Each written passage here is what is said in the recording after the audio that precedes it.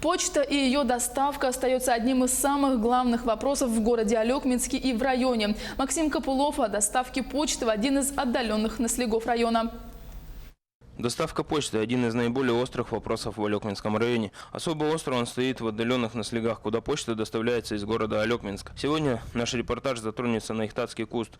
Приехав в село Марха, нас сразу же встречает хозяйка Мархинского отделения Почты России.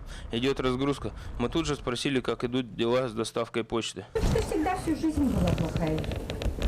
Нету транспорта для обмена почты.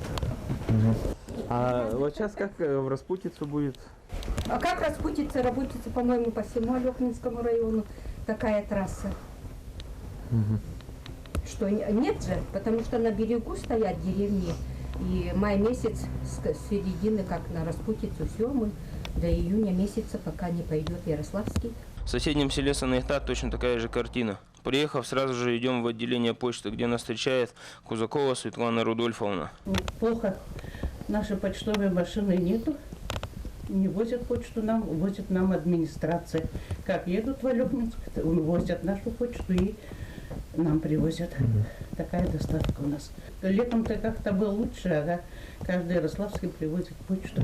А зимой вот так, от случая к случаю. В селах ждут не только писем и посылок.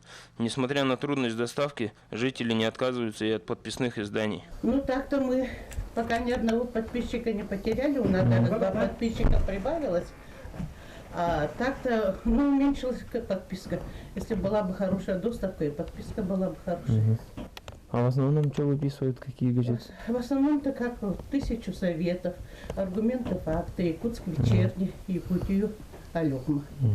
Остальные все по мелочи. Сегодня мы показали только одну сторону доставки почты в зимний период, куда в это время машины ходят чаще благодаря автозимнику Алекминск-Якутск, проходящему мимо. Но и тут сложности с доставкой все же есть. А что же тогда говорить о других наслегах? Максим Копылов, Алекминск.